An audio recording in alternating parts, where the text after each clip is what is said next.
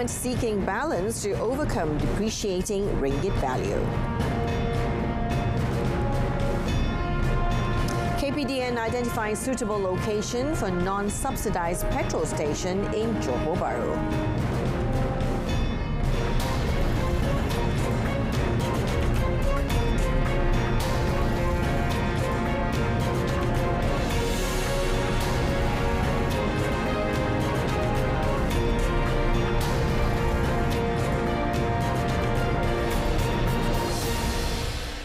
Good afternoon and Salam Malaysia Madani. I'm Jessica Lee and this is Updates at Noon. In an effort to overcome the problem of a depreciating ringgit, the government is seeking to strike a balance so that the country's interest rates would not cause foreign investors to take their money out of the country. The Prime Minister, Datuk Seri Anwar Ibrahim, said the drop in ringgit was linked to the country's low interest rates, and if the government raised interest rates too high, it would burden small and medium companies. Kadar faedah negara kita terlalu rendah. Jadi kalau saya ada 1 juta ringgit, saya nak masuk di bank. Saya ada pilihan di antara Malaysia, Singapura dengan Indonesia. Indonesia kadar faedah lebih tinggi. Singapura lebih tinggi. Jadi saya pilih untuk simpan di luar. Itu problem kita sekarang. Datuk Seri Anwar, who is also Finance Minister, added, although faced with a declining ringgit, the country's economic growth continued to rise in the first quarter of this year, surpassing those of Singapore, Indonesia and China.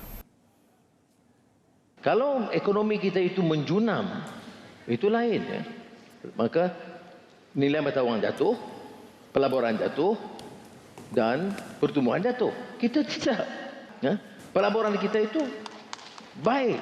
71 bilion ringgit untuk 4 bulan pertama.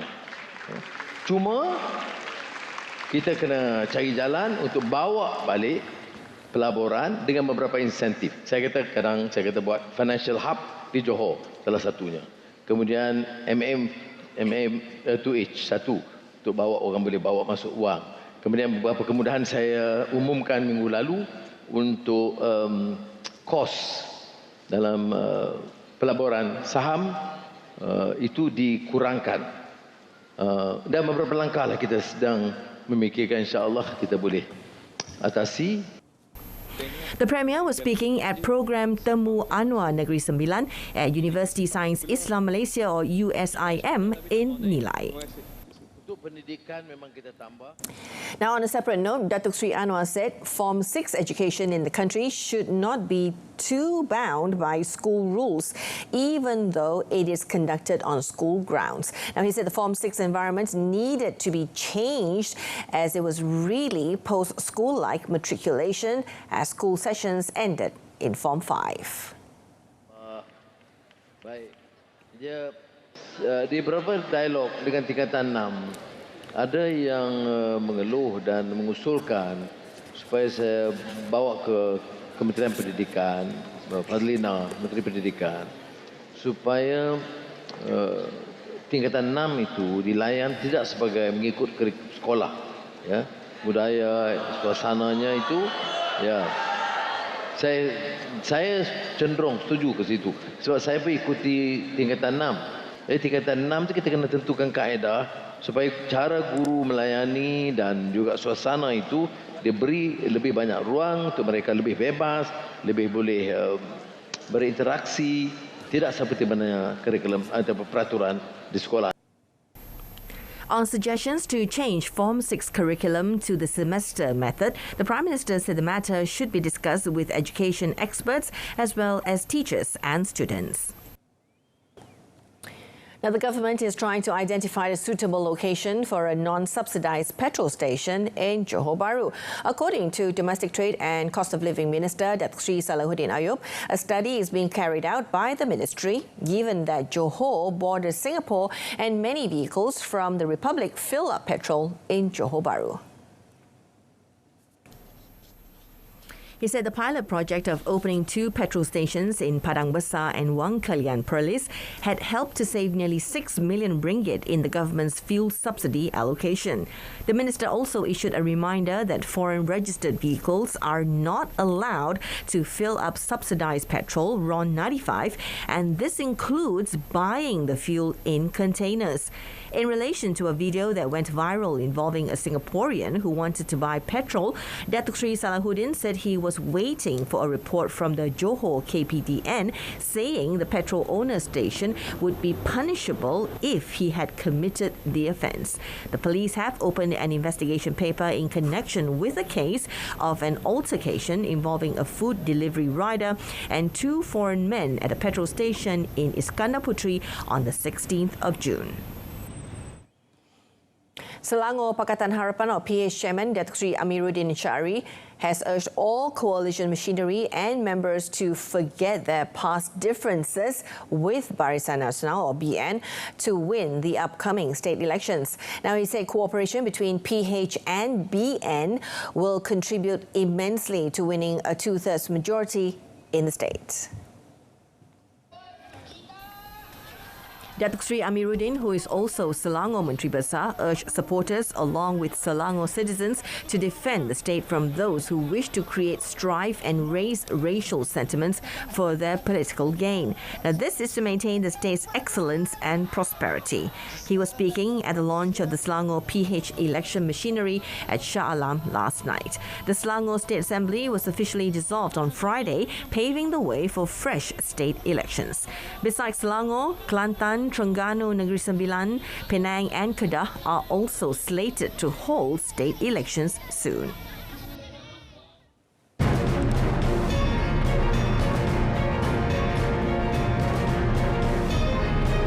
Coming up next, Malaysians in 3 countries must be vigilant following CTO announcement. The Malaysian Palm Oil Council, or MPOC, is confident that collaboration between United Kingdom, UK, research institutions and Malaysian producers would bolster sustainability and drive industry advancements in the palm oil industry. Now, the move comes as the UK prepares to join the Comprehensive and Progressive Agreement for Trans-Pacific Partnership, or CPTPP, which will be finalised next month. The MPOC said in its recent Market Highlights report that in recognising Malaysia's position as a major global player in sustainable palm oil, UK research institutions should explore enhancing the industry's sustainability practices and industry advancements through yield improvement, byproduct generation, and other critical aspects. Now, MPOC also said palm oil is renowned for being the most cost-effective and environmentally beneficial vegetable oil compared to other alternatives. Furthermore, MPOC opined that the partnership would address existing challenges related to traceability in complex derivative and byproduct supply chains, particularly in sectors such as home and personal care and animal feed. It added, as Malaysia looks beyond the CPTPP and envisions broader trade agreements with key partners such as the European Union, these collaborations will play a crucial role in addressing sustainability concerns and reducing trade barriers. Now, Malaysians in Russia, Armenia and Belarus are advised to stay vigilant following the declaration of a counter-terrorist operation, or CTO, in Moscow and Moscow region on Saturday. Now, they are urged to register or update their latest locations and contact information with the Malaysian Embassy in Russia. In a statement, the embassy said registration is critical to ensure that relevant information and updates from the embassy and Malaysian government could be communicated as effectively and efficiently as possible. The embassy is closely monitoring the current situation in the country and urges all Malaysians, particularly students in Moscow, Kursk, St. Petersburg and Volgograd, to always stay vigilant and calm, limit movement outdoors, always carry personal documents and ensure travel documents are valid and easily accessible. It also advised Malaysians who plan to travel to Russia to defer all non-essential travel until the situation has improved. Meanwhile, Foreign Minister Datuk Seri Dr. Zamri Abdul Kadir on his Twitter account said the embassy is in close contact with all 755 registered Malaysians. The PDRM, through the Commercial Crime Investigation Department, has detected investment scams that claim to be Islamic and Sharia compliant, advertised through social media platforms using pictures of famous individuals. Now, throughout 2020 until last month, police have investigated a total of 186 cases related to these investment fraud schemes, involving a total loss of 5.4 million ringgit.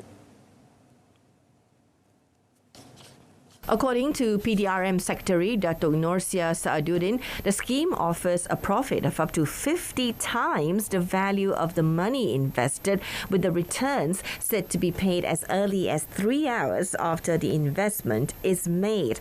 The advertisements also used pictures of famous individuals believed to be aimed at attracting the attention of investors. Investigations found that the individuals shown were not involved in the investment scheme and never gave permission for their photos to be used. Datuk Norsia confirmed that several prominent individuals have lodged police reports regarding the misuse of their photos by investment scammers.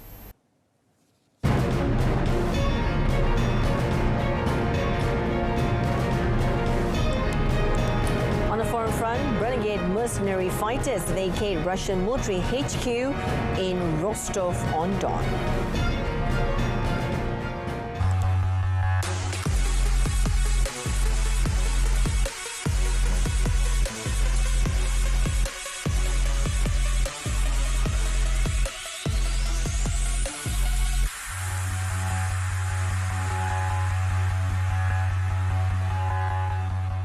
Wagner Group mercenary boss Yevgeny Prigozhin and all of his fighters on Saturday vacated Russia's military headquarters in the southern city of Rostov-on-Don after agreeing to end a rebellion operation against Moscow's military leadership through mediation from Belarusian President Alexander Lukashenko.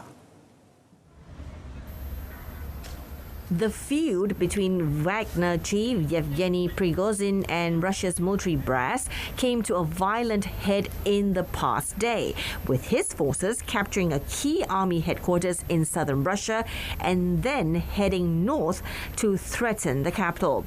Now, for months, Prigozhin has been locked in a power struggle with the Russian military top brass, blaming them for his troops' deaths in eastern Ukraine. He has repeatedly accused them of failing to equip his private army adequately and holding up progress with bureaucracy while claiming victories won by Wagner as their own. On Friday, Prigozhin's anger appeared to boil over as he accused Moscow's military leadership of ordering strikes on Wagner camps and killing a large number of forces. Within hours of Prigozhin's about-face, the Kremlin announced he would leave for Belarus and Russia, would not prosecute either him or the group's members.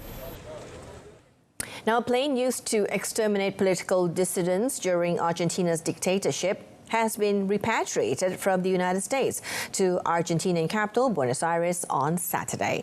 The aircraft was used in 1977 to throw alive 3 members of the Madres de Plaza de Mayo organization, a group of women united by the disappearance of their children during Argentina's military dictatorship, which ran from 1976 to 1983.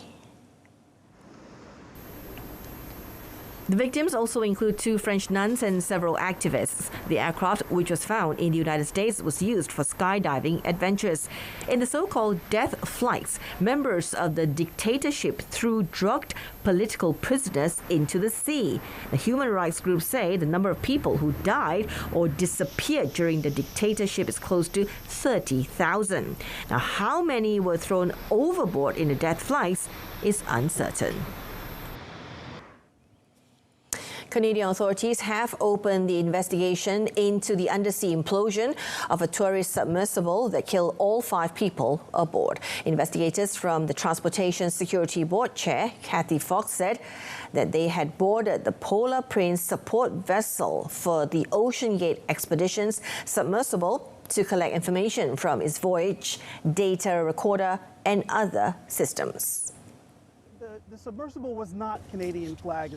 Typically, our investigations can take 18 months to 2 years. We obviously try and do them quicker because we know everybody wants answers, particularly the family, the public, etc. But we need to take the time. With respect to how far we will go, that remains to be seen as we gather information. So it's still too early to tell. A debris field from the submersible Titan was found at the bottom of the North Atlantic on Thursday, ending an intense 5-day international rescue effort. The Polar Prince set out to sea last week to provide support to Titan as it made its deep dive to the wreckage of the Titanic. The Titan launched from the Polar Prince on Sunday and made its last contact with the crew 1 hour and 45 minutes later. Now, after Titan went missing, the Polar Prince crew notified officials and joined the search. The Polar Prince will now be included in the investigation to determine its role in the Titan tragedy. The days of heavy rainfall have swollen Chile's rivers, causing floods that blocked off roads and prompted evacuation in the center of the country. Now, on Friday, residents of the capital, Santiago, were surprised by a large mass of water flowing down the bed of the Mapocho River, which has risen substantially with the recent heavy rains. The flooding around the Mapocho River has also cut off routes leading towards the Pacific Ocean, hitting families who live on its banks and leaving small towns isolated.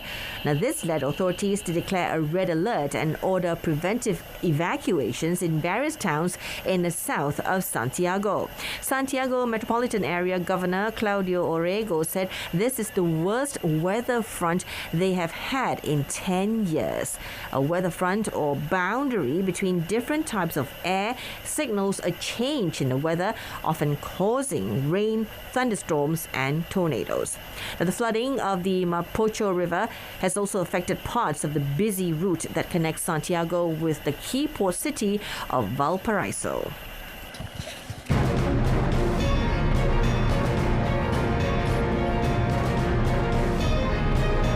Next in sport, Bayern signed Dortmund's Herrero on free transfer.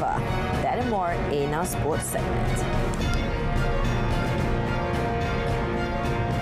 Kicking off our sports segment today, the heat is on as FA Cup enters its semi-final leg. Now, all eyes are focusing on tonight's clash between hosts Terengganu against the visiting Kuala Lumpur City FC. The last time Terengganu and KL City FC went head-to-head was 3 months ago in a goalless Super League match that saw both teams fail to break through each other's defence. Tonight's match is also a redemption ticket for the Turtles, who are looking to patch the scars left by JDT on 9th of June in their last Super League clash. In the meantime, the City Boys manager Boyan Hodak definitely has a plan to retain their undefeated run in 5 matches so far. In their last match, KL City FC drew 1-1 against Pulau Pinang. They, however, must improve their performance as they seem to have a hard time to score a goal throughout their last 7 matches at the opponent's grounds. Meanwhile, Bayern Munich have signed Portugal left-back Rafael Herrero on a free transfer from rivals Borussia Dortmund. Herrero, whose contract with Dortmund expires on June 30th, has signed a 3-year deal with Bayern and will reunite with Bayern coach Thomas Tuchel, who brought him to Dortmund from French side Lorient in 2016. Herrero spent 7 years at Dortmund and made more than 200 appearances for the club, scoring 40 goals. He has 64 caps for Portugal and won the European Championship in 2016.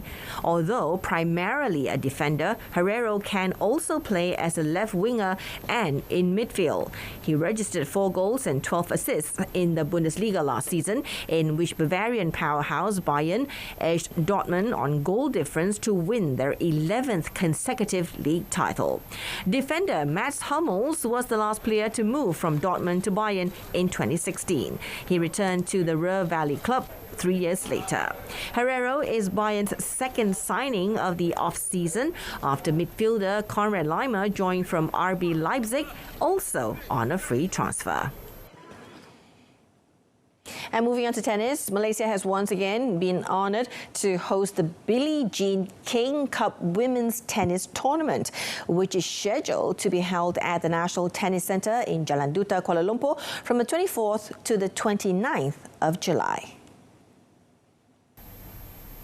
Lawn Tennis Association of Malaysia, or LTAM President Mirzan Mahathir, said the governing body would ensure that the international level tournament under the International Tennis Federation, or ITF, participated by 12 countries, including Malaysia, was managed better than last year.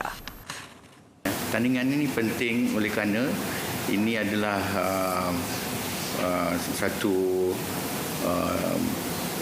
pertandingan pasukan, ya, untuk ladies, ya, rata dunia kita ada tournament ni. Ini adalah satu obligasi kita sebagai member affiliate ITF. Kita mesti bertanding dalam tournament ni, ya. Tiap-tiap tahun kita mesti bertanding dan selalunya kita kena pergi ke tempat lain, tapi oleh kerana kita host, ya, kita ada di sini dan pasukan lain yang kena datang ke sini lah. So kita ada kita punya team, ya, dan kita harap yang team kita ni boleh muncul jadi satu daripada 2 pasukan yang berjaya dan layak naik ke grup 1, ya, Asia Oceania. He added that the national squad should take full advantage of playing on home ground to achieve the goal of the national team being promoted to Group 1 of the tournament. The other countries taking part in the tournament are New Zealand, Pakistan, Hong Kong, China, Mongolia, Indonesia, Singapore, Turkmenistan, Guam, Taiwan and Sri Lanka. Moving on, Spain's Carlos Alcaraz continued to thrive on London grass courts in the build-up to Wimbledon as he beat unseeded American Sebastian Corda on Saturday to reach the Queen's Club final. The 20-year-old lost his opening set at the Queen's earlier in the week, but has since looked ominously good and proved too powerful for Corda, winning 6-3, 6-4. After winning a dramatic opening set that featured a combined 3 breaks of serve on 13 chances, Alcaraz won the only break point of the second set. The 20-year-old converted 3 of his 9 break chances overall, saving 4 of 5 break points against him in the opening set. Corda was plagued by 6 double faults, including several at key moments in the first set. The American slice was also punished by Alcaraz, the top seed, running around it and crushing forehands at every opportunity. In his first ATP Tour final on grass, Alcaraz will face Australian Alex de Minaur, who earlier beat Danish second seed Holger Rune 6-3, 7-6. Should Alcaraz win today's final, he would reclaim the world number 1 ranking from Novak Djokovic and would be seeded 1 at Wimbledon, which begins on the 3rd of July. Elsewhere, Kazakh Alexander Bublik broke Alexander Zverev once in each set to power past the Germans 6-3, 7-5 on Saturday and reached the Halle Open final.